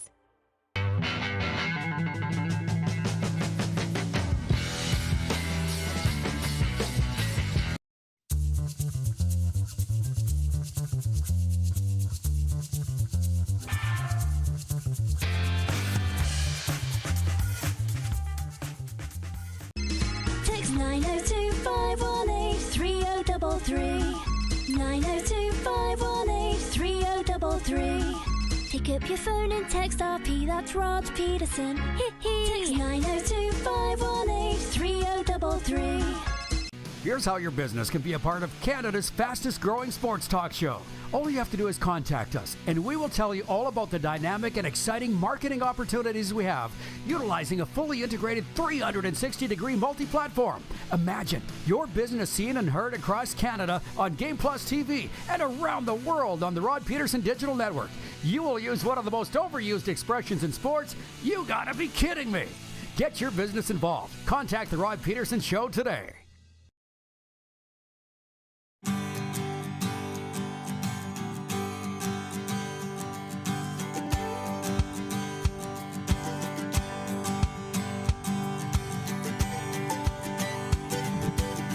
This Football Friday continues for you people. Transform your audience with powerful presentations from EMJ Marketing's elite speakers. Check out their website for more information, emjmarketing.com. 902-518-3033 is the number to text us here in the old studio here in South Florida. Had a nice little text conversation with Dickie after the fact. I said, you ever get bored up there in Montana? Come on down to Florida for a weekend or so. Yeah, it's going to be a good Christmas. I miss him. I miss my good CFL buddies, although a lot of them are around here. I will say that. Jeff the Stamps fan, because it's Christmas, I'll allow it. It's funny. Jeff the Stamps fan says, you all heard it. Craig Dickenson looks forward to spending much of the offseason in Calgary, which he didn't enjoy in Regina. He didn't say that. He said he didn't spend the offseason in Regina and wishes that he had. I don't know if that would have made a difference in... Everything happens for a reason, right? It is what it is. John Ohm says, great interview. Thank you. Yeah, it was him, not me. Bob in Saskatoon writes in. He says, did Craig coach Vernon Adams previously? He was the special teams coordinator when VA was with us in Saskatchewan. So, yes, they would know each other very well. I know, Jeff, the Stamps fan, you were joking. Let me get to that sports update, of which I promised. Quite a few things here. Oh, there are other sports going on? What? And the NFL wants us to talk more NFL? We will. I'll be spending the next week with my feet up in the Florida Keys thinking about this. How are we going to disseminate the time of this show of what we talk about? We've been a lot of NHL, a heck of a lot of CFL. The NFL wants more time. I get it. The Toronto Maple Leafs aim for a third straight win as they visit the Buffalo Sabres in NHL play tonight. The Leafs, who lead the Atlantic Division, have won 7 of their last 10. The Sabres, meanwhile, have lost 11 straight and sit last in the Eastern Conference. Also tonight, the Montreal Canadiens visit the Detroit Red Wings. And the game you are all holding your breath for, St. Louis Blues, are here at the Florida Panthers. LeBron James broke the NBA's regular season minutes record last night, surpassing Kareem Abdul-Jabbar's mark.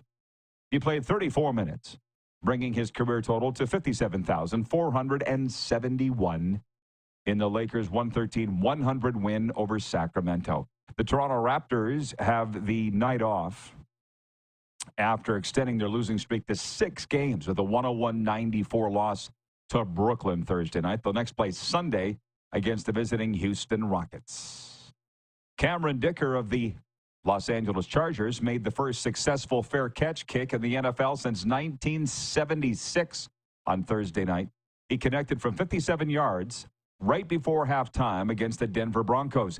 Dicker and the Chargers took advantage of a seldom used football play called the fair catch kick, which allows a team that has just made a fair catch to try a free kick for 3 points, but they're only allowed that if there's a penalty on the play on the kicking team. Only 5 NFL teams had previously tried the kick in the 21st century, and nobody had successfully executed it since Ray Wersching did it for the San Diego Chargers 48 years ago. By the way, on all that, it's interesting with Jim Barker. He's such a great speaker, obviously a phenomenal coach. We talked about this last hour, and I said, was it stressful as a coach to have a grasp of all the rules? And he's like, it wasn't stressful at all. And maybe for him it wasn't, but I'm pretty sure it was. And I can tell you this, it was hella stressful for me as a broadcaster, specifically in football mad Saskatchewan, growing up as a hockey and baseball kid, never having played football at all, not being a fan of it until I was 16, finding myself in the broadcast booth a decade later. It was very stressful. Why? Let me give you an example. And I'm not the only one. We were in Hamilton. It was Weston Dressler's rookie year. He is sprinting to the end zone after connecting with a pass from Darian Durant. If you all knew Weston, we're at Ivor Wynn Stadium, the old place. And at the Hamilton 1-yard line, just ahead of the end zone, one of the Ticats DBs actually caught Weston and punched the ball out from the backside, and it went through the back of the end zone. I'm calling the play. I have absolutely no idea where they're going to put the ball down. Charlie Taff was the head coach of the Ticats, and he's losing his mind because guess what? Does anybody know what the rule is? I'm not going to put anybody on the spot here. but the officials came and set the ball down on the one Ryder ball on the Hamilton 1-yard line. Charlie Taft, he's like, that's a touchback. American rules, it's a Hamilton ball on the 20. How the hell would I know? And years later, I was speaking at the Canadian Football Officials Association banquet. Believe it or not, they brought me in. And Mike Pereira from the NFL on Fox was also scheduled to speak. He bailed. And the refs said to me in the very popular Q&A segment,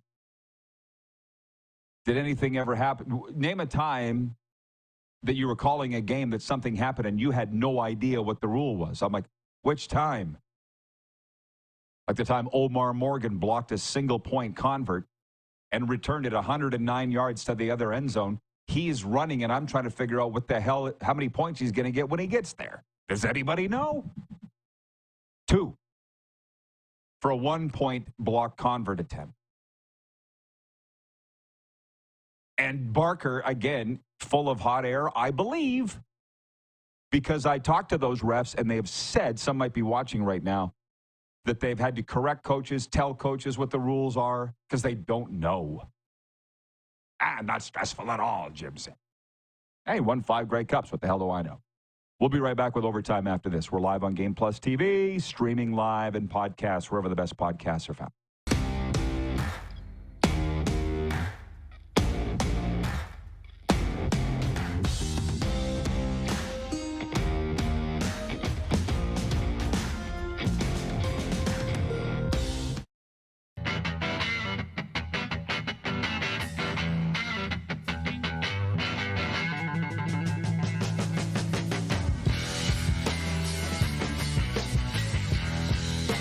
From cash spiels to grand slams, club competitions to world championships, there's a lot to keep up with on the pebbled ice. Stay up to date with the Hardline Curling Show, your weekly source for everything curling, with the latest event results, breaking news, interviews with players, executives, and insiders, plus behind-the-scenes access you won't get anywhere else.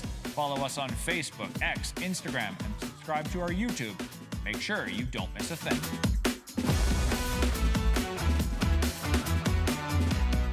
We're all capable of doing more. More speed, more reps, more commitment to getting every detail perfect. And that's why it's important we never miss a donation appointment. Blood and plasma donors are needed every day in Canada to support thousands of patients that rely on Canada's lifeline. We're asking you to join the Hockey Gives Blood Partners for Life team. Join today by downloading the Give Blood app or book online at blood.ca/HGB.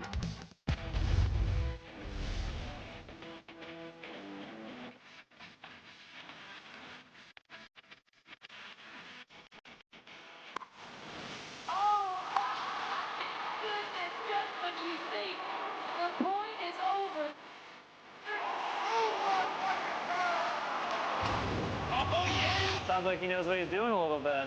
As long as you're entertained. Aren't you entertained?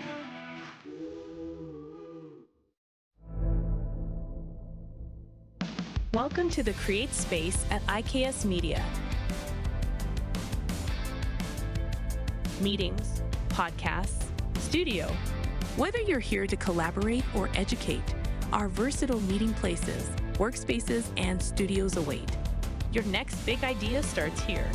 Make our space your space. The Create Space at IKS. Hi, my name's Logan Stankoven. And I'm Connor Bedard.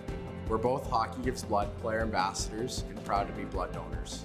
There are thousands of patients each year in Canada that rely on a generous stranger to save their life. Please book an appointment today to donate blood at blood.ca/HGB. Text 902-518-3033. 902-518-3033. Pick up your phone and text RP, that's Rod Pedersen. Text 902-518-3033.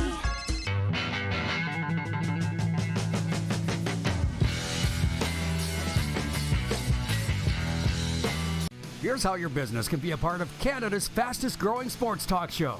All you have to do is contact us, and we will tell you all about the dynamic and exciting marketing opportunities we have, utilizing a fully integrated 360-degree multi-platform. Imagine your business seen and heard across Canada on Game Plus TV and around the world on the Rod Pedersen Digital Network. You will use one of the most overused expressions in sports. You gotta be kidding me. Get your business involved. Contact the Rod Pedersen Show today.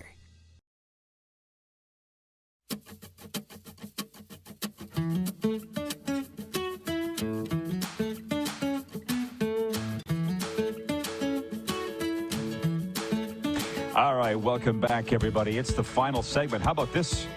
Before Christmas. It's beginning to look a lot like Christmas. It is beautiful around here with the Christmas lights and so forth. No snow, but it's funny. Hey, we're all into different things, right? Jim Barker was with us an hour ago, and he said he's all excited. They got a snowfall in Toronto for a white Christmas. Good for you, bro. My mom, I've told her years ago that I wanted to live in the Sun Belt. And my mom, the beautiful Judy Pedersen, not with us anymore, but she said, I need the 4 seasons. And if you know her, that wouldn't surprise you. I said, you can have them. Tell me how they are. To each their own. Oh, by the way, do you have a winter birthday in your house? And is that birthday boy or girl obsessed with hockey? With state-of-the-art equipment, spacious shooting lanes, and games for all ages, Overtime Hockey Lanes is the perfect destination for your birthday party and a licensed bar for the parents. Check them out at 28th Street, Northeast, Calgary. We got a lot of stuff to go through here. We do, in a short amount of time. 902-518-3033. Bob in Saskatoon writes in, and he says, regarding the theme we've had running through the show today, he said, if the NFL wants more airtime, show me the money. But, Rod, don't go down that rabbit hole if you don't wish. Tells me some of the mainstream talk shows may be faltering. Things are changing, bro. Things are changing. And like I said, a lot of these bowl games, look at them. They don't have a sponsor. The Boca Raton Bowl here didn't have a sponsor. The LA Bowl didn't have a sponsor. What's tonight? I didn't write them down. The Gasparilla Bowl? That's not sponsored by anybody. I think it used to be the Outback Bowl, Outback Steakhouse, right? That's a Florida original. Things are changing. Yeah, I don't know why. I just think the NFL saying, we'd like you to talk more about us on your show. It's just them asking. We don't need to capitulate or deliver. I get it. They're just putting it out there.